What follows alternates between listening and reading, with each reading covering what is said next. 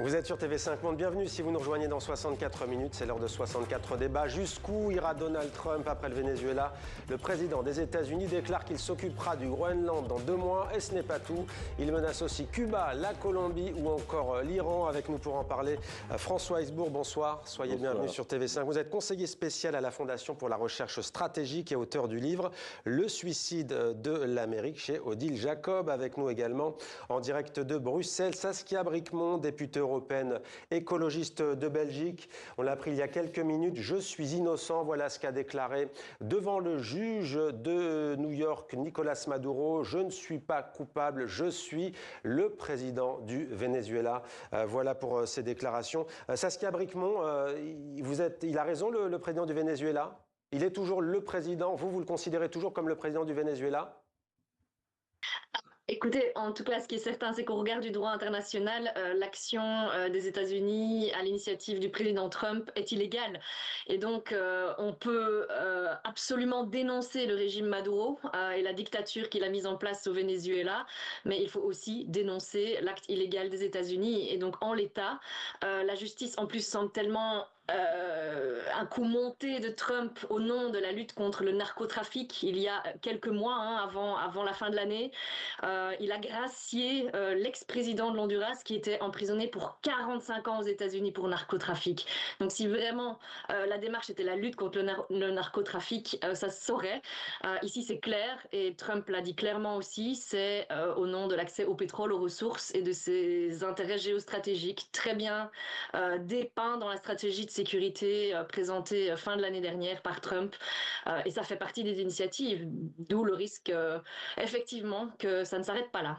Restez avec nous, Saskia Bricmont. Évidemment, on évoquera aussi dans quelques instants avec vous le Groenland et ses nouvelles menaces réitérées par Donald Trump. François Heisbourg, je ne suis pas coupable. Nicolas Maduro plaide sans surprise non coupable.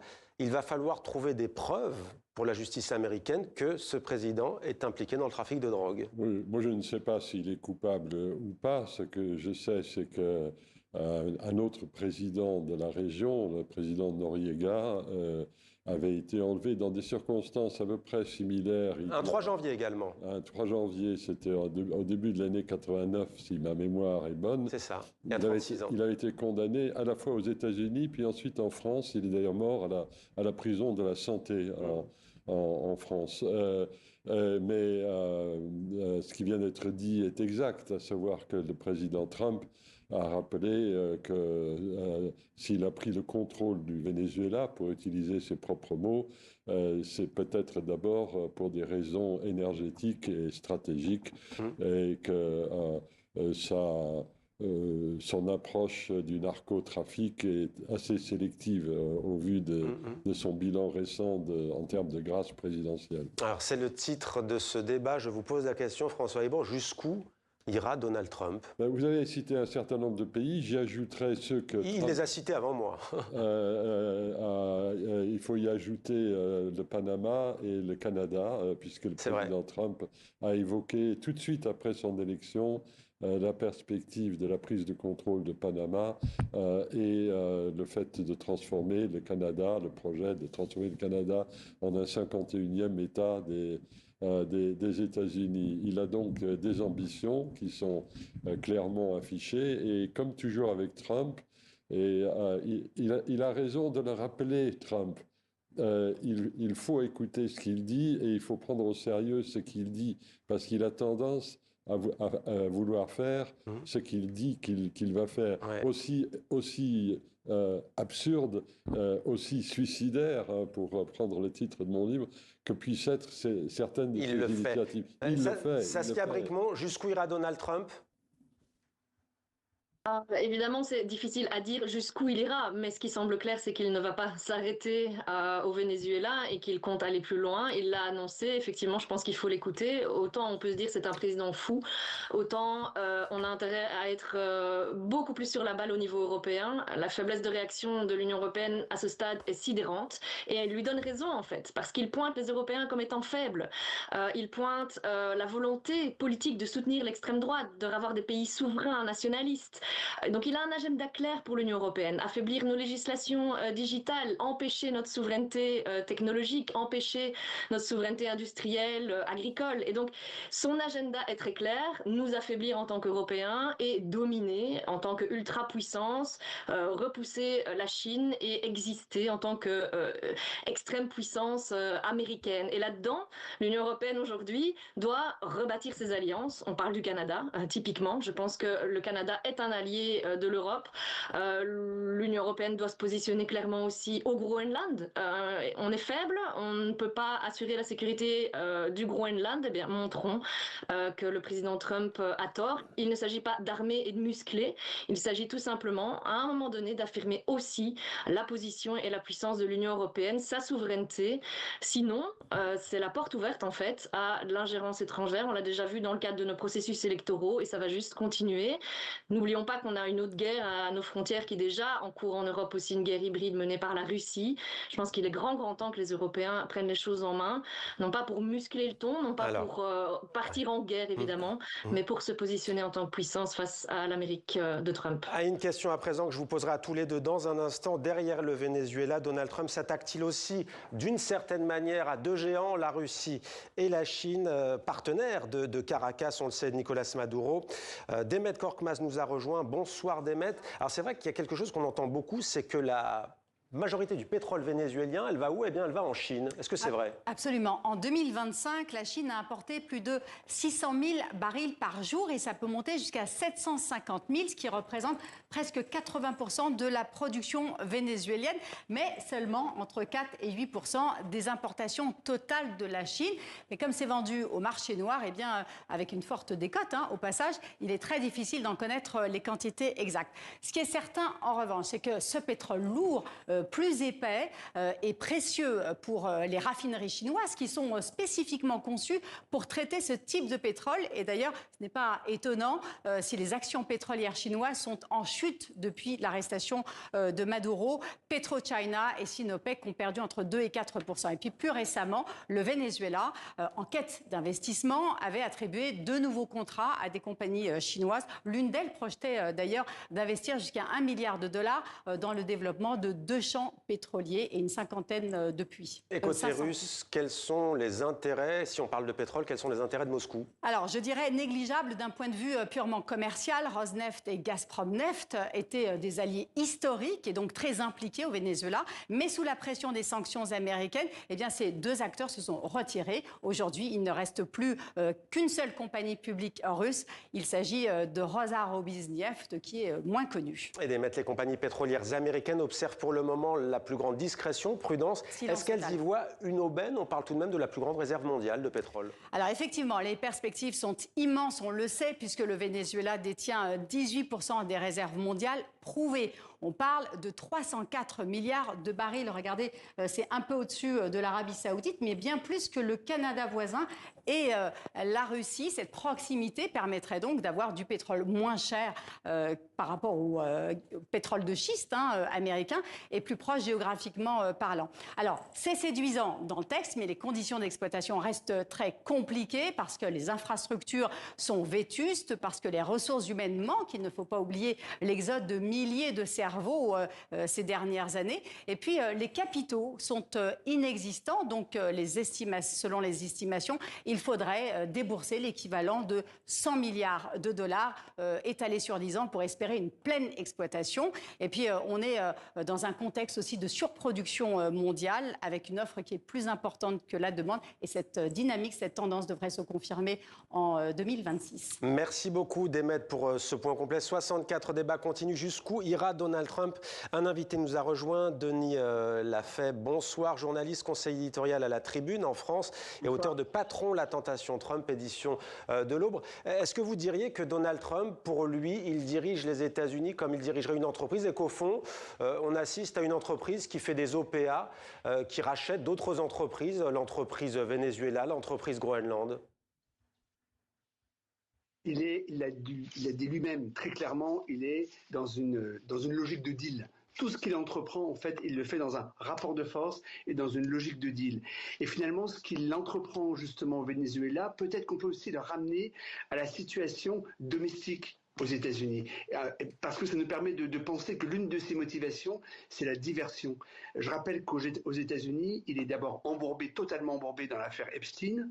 Sa cote de popularité décline. 61% des Américains désapprouvent sa politique, et la situation économique est devenue très délicate. Je prends pour élément de référence la note sur novembre 2025 de la Direction générale du Trésor qui indique que l'économie ralentit, que l'inflation poursuit sa hausse et devrait même s'accentuer, que le marché du travail est en net ralentissement, et le Big Bang fiscal et social que Trump a mis en œuvre le 4 juillet dernier va se solder par une réduction des aides sociales de plus de 1000 milliards de dollars, et donc notamment l'assurance Medicaid. Tout ça, ça fragilise beaucoup Donald Trump aux États-Unis, parce que les Américains commencent d'avoir peur et voient que les effets sur le pouvoir d'achat ne se font pas voir. Donc, Trump entreprend beaucoup hors de ses frontières, d'abord pour saturer l'espace médiatique, ça on sait que c'est un de ses mantras, et puis aussi pour essayer de donner l'impression que s'il est très fort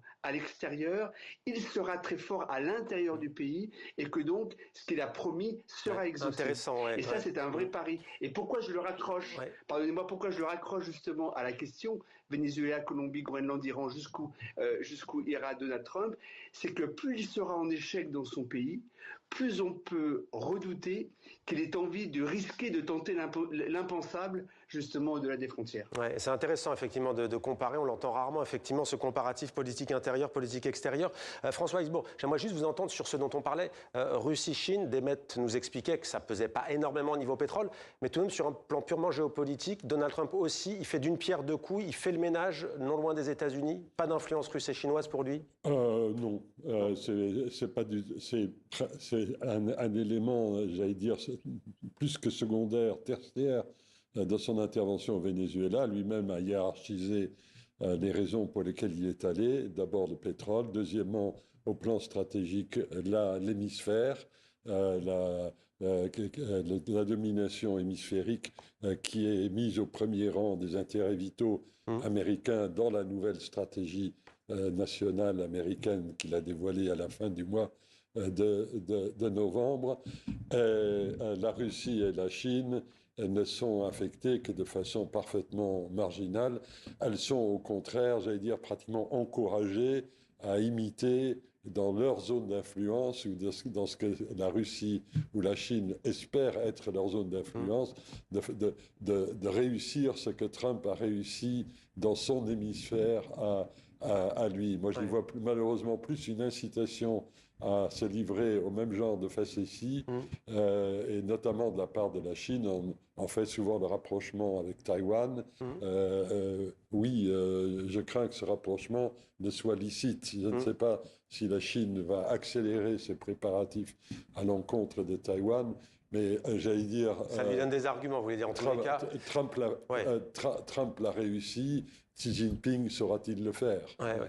Saskia Bricmont, l'Union européenne semble quand même gênée aux entournures. Pour preuve, la position d'Emmanuel Macron, qui s'est très tôt félicité, je cite, du départ d'un dictateur, pour aujourd'hui justement critiquer le mode opératoire de l'armée américaine à Caracas. Est-ce qu'il n'y a pas une contradiction, à part le chef du gouvernement espagnol, Pedro Sanchez? Très peu de dirigeants européens, pour ne pas dire aucun, ont condamné l'opération américaine. Comment ensuite aller défendre le Groenland? Comment ensuite aller parler de valeurs européennes? Comment continuer à porter un discours sur l'Ukraine quand effectivement on se félicite à demi-mot, encore une fois, de ce qui vient de se passer?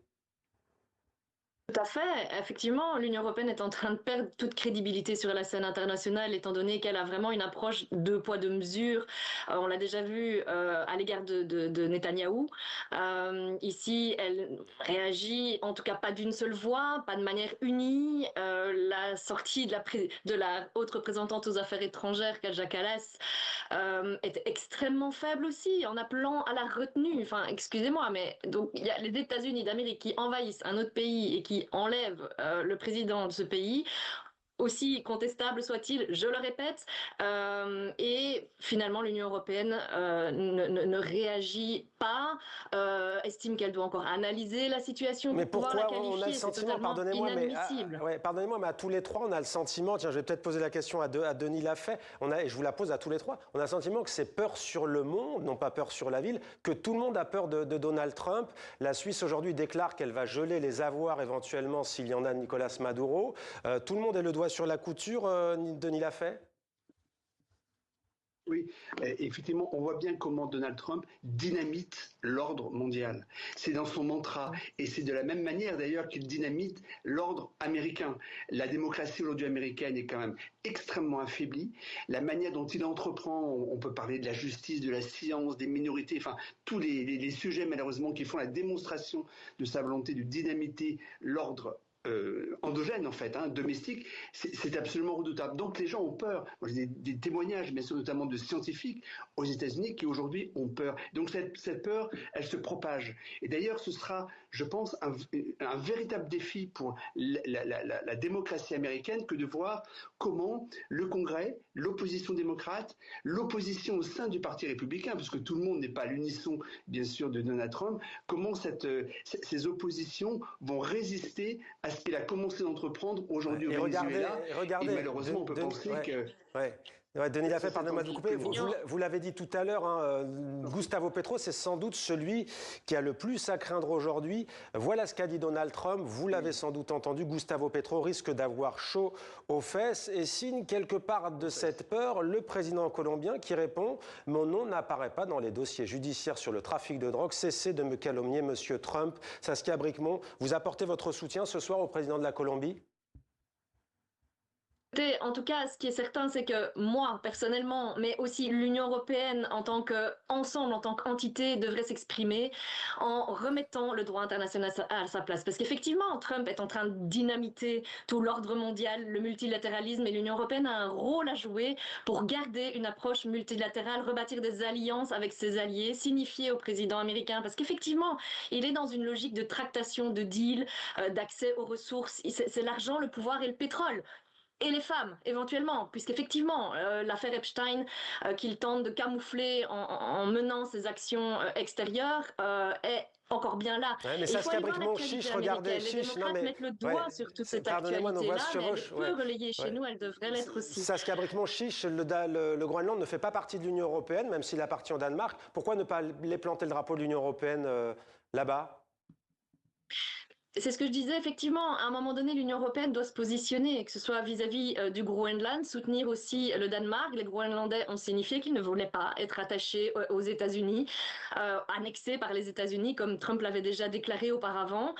Pour les Groenlandais, leur avenir est du côté européen et ils l'ont dit clairement, et c'est à l'Union européenne à les soutenir, à les défendre, tout comme du côté de l'Ukraine. Et la faiblesse de l'Union européenne, elle est aussi liée, si je peux me permettre, aussi liée à l'ultra-dépendance que l'Union européenne a développée ces dernières décennies, notamment vis-à-vis des États-Unis en matière d'énergie. On voit que la dépendance est moribonde aujourd'hui aux énergies fossiles et qu'il faut assurer notre transition énergétique aussi. Ce que vous dites n'est que partiellement exact. Les Groenlandais ont voté contre le rattachement à l'Union européenne il y a déjà une bonne vingtaine d'années.